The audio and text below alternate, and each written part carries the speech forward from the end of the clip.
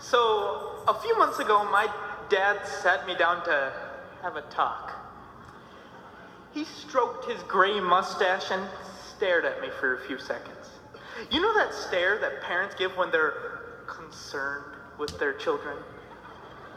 Yeah, that one. Eventually, he finally spoke in his self-proclaimed unnoticeable accent. Ragu, Ram, Induria. You know, there are many big decisions waiting for you in your lifetime. Are you ready to enter the beginning of your life?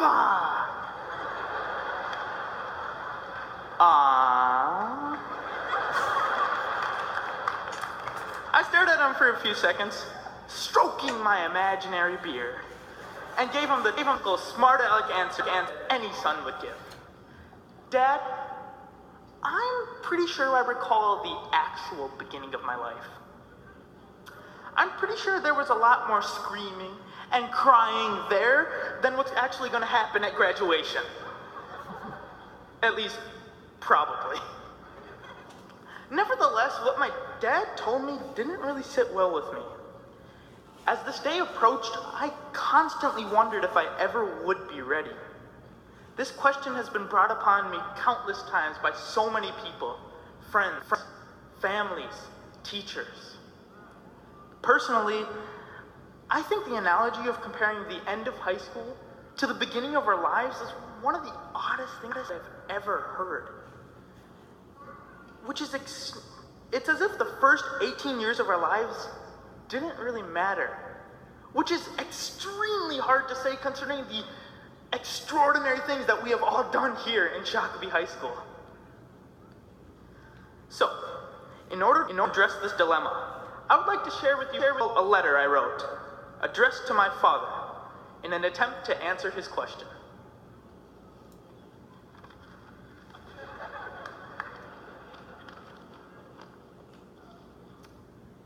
Dear Dad,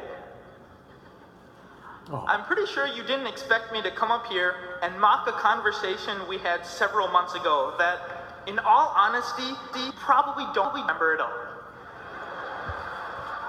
Nevertheless, here I am. When you first asked me if I was ready for the beginning of my life, frankly, I felt a little offended, if you couldn't tell. I mean, that analogy in itself is saying the hardships and successes that we have all endured are not, from now on, discredited and don't really affect the future of my life, which to me is extremely disturbing. I mean, I've been through an English class with Mrs. Tabkey.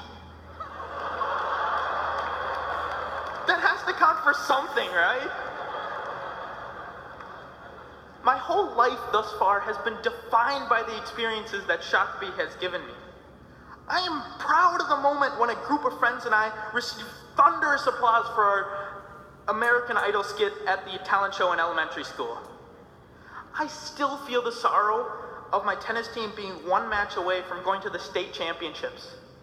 4 years in a row. I remember the nerves that enveloped me when I played with my doubles partner for a spot in the doubles state tournament a few weeks ago. I remember the sheer amount of embarrassment when I called Miss Barbone Mom. Last semester. This moment, 20 years from now, will be crystal clear in my head. I remember the foolishness I felt when I stupidly tried to unclog a glue bottle with a pair of wood cutters, which ended up with a trip to the doctor to get 3 stitches.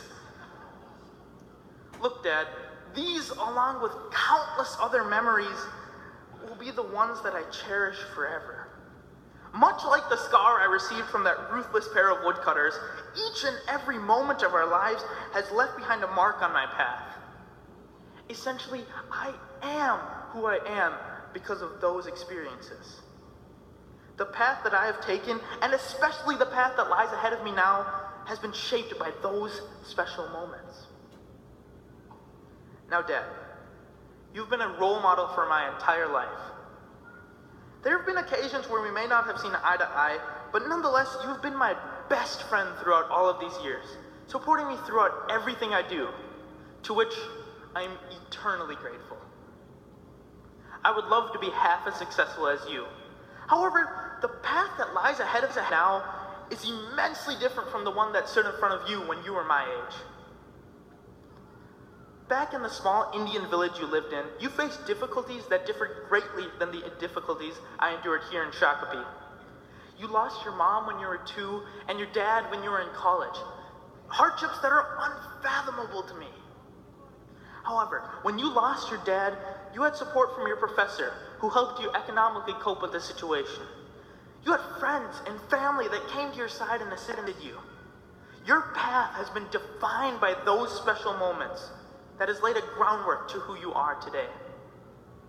Every time that we go back to India, you always talk about how you know every single person in your village. That is how strong of a connection you have with your beginnings. And Dad, because our beginnings are so different, the path that you took to success will be starkly different than the one that I will take. And as a result, my successes in life will differ greatly from yours.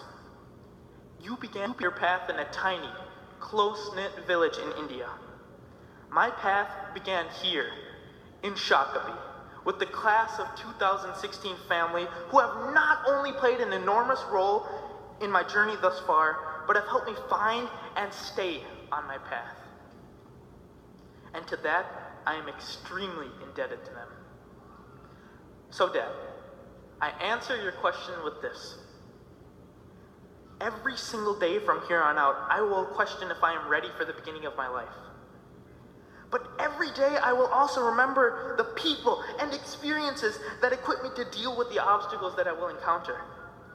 Not only I, but every single person in the class of 2016 will embark on their own one-of-a-kind adventure to answer that question. Everyone present in this church is currently on their own journey to answer that question, including you, Dad. And this group's quest to answer that question originated here, in Shakopee, as a part of the unforgettable class of 2016. Thank you.